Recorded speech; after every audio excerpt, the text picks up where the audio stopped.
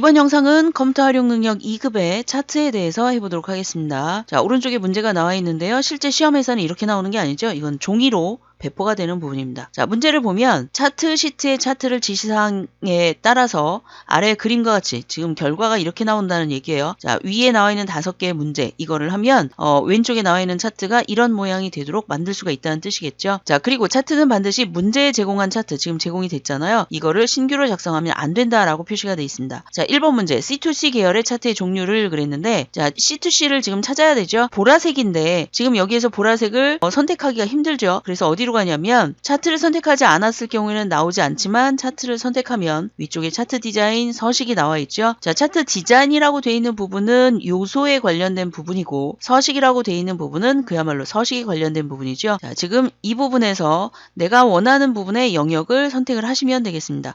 자, 그러면 여기에 C2C 계열 그랬으니까 얘를 선택을 합니다. 그러면 C2C 계열이 지금 선택된 걸 확인할 수가 있고요. 자, 그것을 차트 종류를 표식이 있는 꺾은 선으로 변경하고 보조축이라고 하래요. 자, 그러면 이 상태에서 마우스 우클릭을 하게 되면 자, 여기에 계열 차트 종류 변경이라고 나오죠. 얘를 선택을 해주고 이렇게 표시가 된 것 중에 꺾은 선을 선택하는 것이 아니라 물론 2010에서는 이 꺾은 선을 선택을 합니다. 그러면 옆에 나온 꺾은 선을 선택해주면 되는데 지금 여러분이 보시는 이 화면 얘는 365 버전이에요. 그래서 2016 혹은 365 버전에서는 혼합이라고 되어 있는 부분에 오른쪽에서 선택을 하시면 됩니다. 쭉 밑으로 내려가서 C2C에 해당하는 거를 표식 있는 꺾은 선 요거죠. 자, 이거를 선택하면 되고요. 보조축이라고 되어 있는 것도 한 번에 여기서 할 수가 있습니다. 자, 이 부분은 굉장히 좋은 부분이죠. 자, 이렇게 하고 확인을 누르게 되면 1번 문제가 벌써 끝났어요. 자, 2번 차트 제목은 그랬어요. 아까 이 차트에 대한 요소는 차트 디자인에서 한다 그랬었죠. 그래서 차트 디자인을 선택하게 되면 요소에 해당하는 걸 할 수가 있는데 그 중에 차트의 제목, 자, 전자상거래 규모라고 되어 있는 이 부분이죠. 자, 그러면 요소 추가를 해야 됩니다. 여기는 안 나와 있기 때문에. 자, 그래서 차트 요소 추가를 눌러서 차트의 제목이라고 되어 있는 부분을 선택합니다. 여기 보시면 축제목이라고 되어 있는 부분이 있죠. 자, 이거는 이 부분이 축제목이에요. 이 부분에 제목을 넣는 거고 데이터 레이블이라고 하는 거는 레이블, 여기에 지금처럼 이렇게 레이블이 나오는 경우인데 자, 그런데 얘는 하나만 하기 때문에 레이블은 여기서 하시면 안 됩니다. 우클릭해서 하시는 게 효과적으로 나올 수가 있고요. 나머지 이제 뭐 추가적으로 해야 된다 그러면 이 부분에서 선택을 하시면 됩니다. 자, 그렇다면 차트 제목이라고 되어 있는 건데 차트 위냐 아니면 가운데 맞추냐라고 하는 건데 여기에 지금 보면 바로 나와 있어요. 차트 위라고 표시가 돼 있죠. 자, 그래서 제목을 차트 위로 추가를 하고 그 다음에 아래쪽 얘처럼 입력을 한 다음에 크기는 14로 한다 그랬으니까 차트 위라고 되어 있는 거 선택을 하면 쓸 수 있게 나와 있죠. 자, 얘를 클릭하고 여기에다가 입력을 합니다. 전자상거래 그리고 띄고 규모 띄어쓰기도 제대로 하셔야 됩니다. 자, 전자상거래 규모라고 입력을 했으면 자, 이 부분을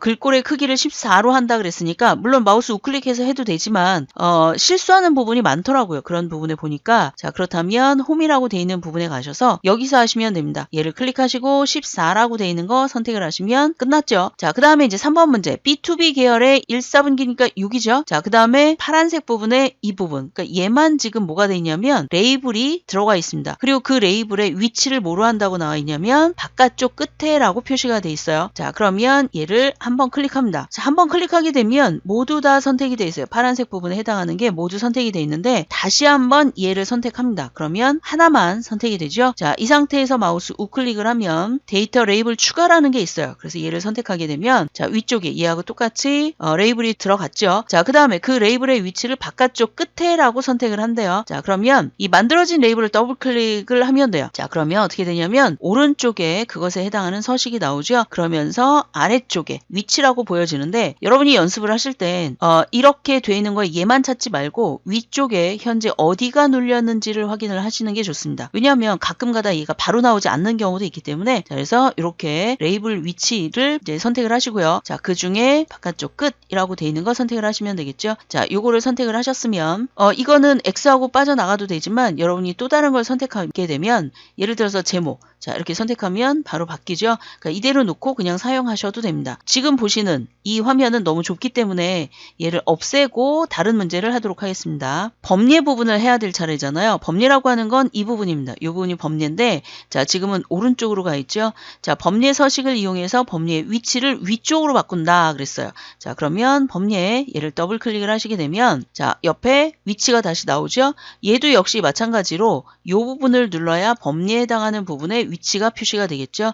자, 그것을 위쪽으로 그랬으니까 위쪽을 선택을 합니다. 그러면 바로 위쪽으로 올라가죠. 자, 실제 2010에서는 이 부분은 나오지 않기 때문에 이건 신경 쓰지 말고 하시면 되겠고요. 자, 그런데 위쪽으로 변경만 하는 것이 아니라 변경하고 도형 스타일을 바꾼대요. 자, 지금 안 보이니까 얘를 없애고, 자, 범례의 도형 스타일을 색윤과 강조 1이라는 걸로 한대요. 자, 여기에 지금 보면 범례 도형 스타일이라고 나와 있잖아요. 자, 그럼 범례를 선택하고 도형 스타일이라는 건 서식에 관련된 부분이죠. 그래서 차트에 서식이라는 부분에 도형 스타일이라고 되어 있는 자세히 버튼을 선택을 합니다. 여기. 자, 자세히 버튼을 선택하게 되면 이 중에 윤곽선에 해당하는 것만 위쪽에 나와 있죠. 자, 여기가 강조 2, 그 다음에 여기가 강조 3. 그러니까 3개의 윤곽선에 해당하는 부분이라 윤곽선이 있으면서 색이 바뀌는 부분이죠. 자, 여기가 바로 색윤곽선 강조 1 이게 되겠죠. 그래서 얘를 선택하면 자, 완성이 된 걸 알 수가 있습니다. 자, 그 다음에 아래쪽에 5번 차트 영역의 테두리 스타일을 그랬어요. 차트 영역이라고 되어 있는 건 영역의 서식으로 가야 되겠죠.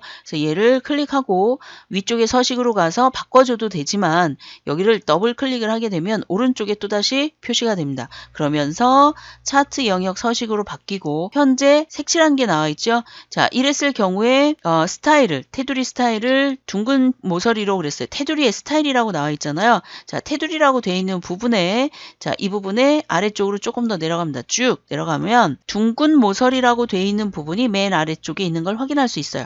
그래서 둥근 모서리로 라고 했기 때문에 얘를 선택하면 완료가 된 겁니다. 자, 그 다음에 이제 이렇게 다 하셨으면 물론 이제 위에 걸 하면서도 보면서 확인해야 되겠지만 여러분이 한 결과와 시험지에 나와 있는 결과를 비교해서 보실 필요가 있고요. 자, 여기까지가 이제 문제는 다 푼 겁니다. 자, 그런데 가끔 이제 문제가 다른 것이 나올 수가 있겠죠. 자, 지금 보시면 여기가 축인데 세로축. 자, 이 축의 왼쪽에 제목을 넣어야 되는 경우가 있어요. 자, 요소에 관련된 거니까 얘를 클릭. 그다음에 차트 디자인에 차트 요소 추가에 축 제목이라는 게 있습니다. 자, 축 제목 중에 가로라고 되어 있는 건 지금 보이시죠? 아래. 자, 아래에 한번 보세요. 축 제목이 나와 있죠?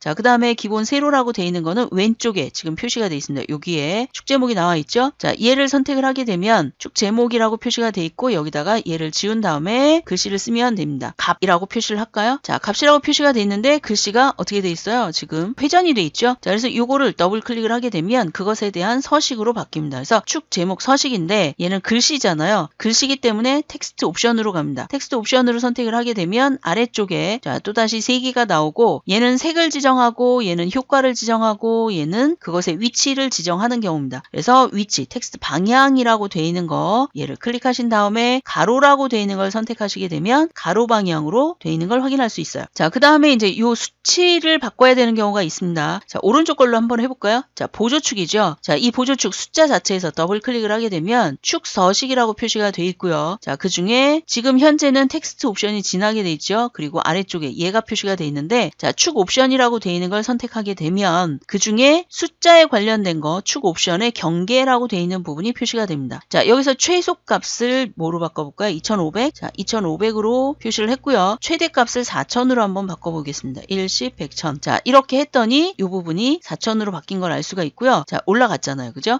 자, 그 다음에 기본값 여기에 이제 단위, 그러니까 사이값이죠. 자, 얘를 얼만큼의 사이값으로 하겠는가 하는 거예요. 자, 이 사이값을 500으로 한번 바꿔볼게요. 자, 이렇게 바꿨더니 위쪽에 최하는 2500, 최상, 최대값은 4000, 그리고 사이값은 500 이렇게 바뀌죠.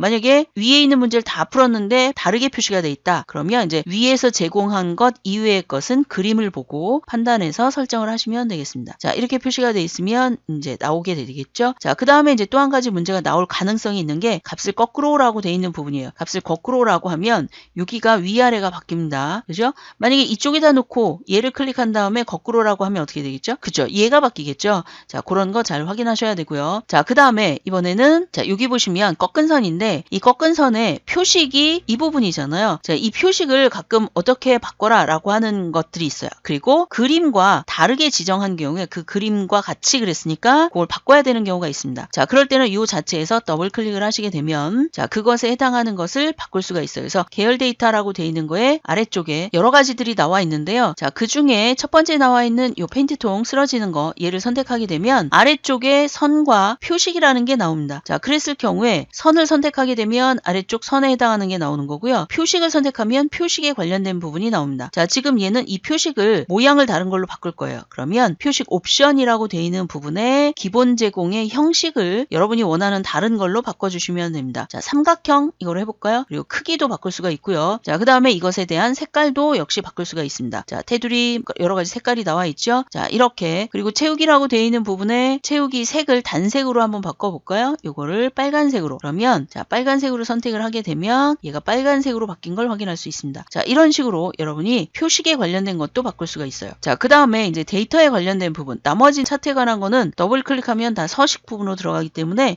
쉽게 할 수가 있고요. 자, 그 다음에 데이터 부분에서 만약에 4분기, 1/4분기를 빼라 라고 하는 경우가 있습니다. 그러면 마우스 우클릭해서 데이터 선택이라는 부분에서 하는 거예요. 얘를 클릭한 다음에 자, 만약에 왼쪽에서 이 데이터들을 삭제를 하라라고 한다면 예를 들어서 C2C 이걸 삭제하라 그러면 얘를 선택하고 그냥 제거를 누르시면 돼요. 자, 그런데 얘는 삭제라는 말이 없잖아요. 자, 이럴 땐 위쪽에 나와 있는 행렬 전환이라는 것을 이용해서 합니다. 자, 그러면 행렬 전환을 눌렀을 때 반드시 얘가 활성화가 돼 있어야 돼요. 그거를 확인하고 나신 다음에 그 다음 작업을 하시는 겁니다. 자, 1/4분기를 지워볼까요? 이거를 하고 삭제를 했습니다.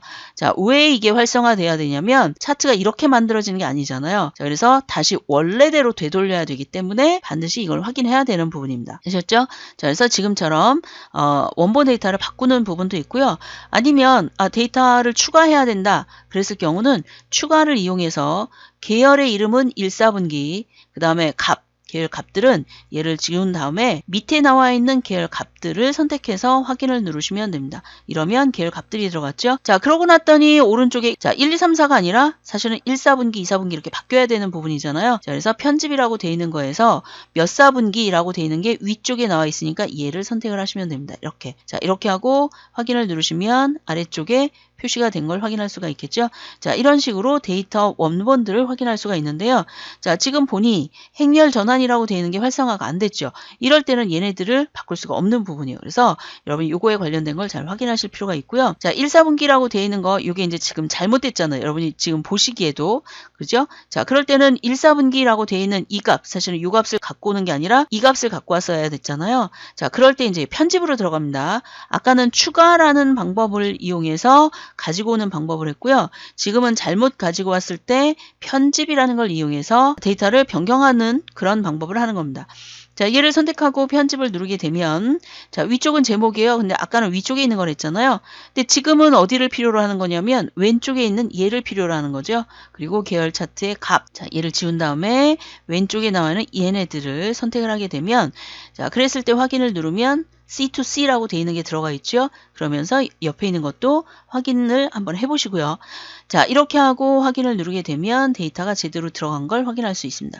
자, 이런 식으로 원본 데이터도 바꿀 수 있고 그 다음에 서식들도 변경할 수 있다는 거 이렇게 알아두시도록 하시고요. 자, 여기까지 해서 차트가 끝났는데요. 여러분이 이 내용에 해당하는 거는 2016 이상에 해당하는 버전에서 지금 같은 화면으로 할 수가 있는 부분이고요. 2020년에 해당하는 시험, 올해 마지막이죠. 자, 그 시험을 보실 때는 2010 버전으로 보시는 겁니다. 자, 그래서 이렇게 변경한 걸 확인할 수 있고요. 이 영상은 여기까지 하겠습니다. 수고하셨습니다.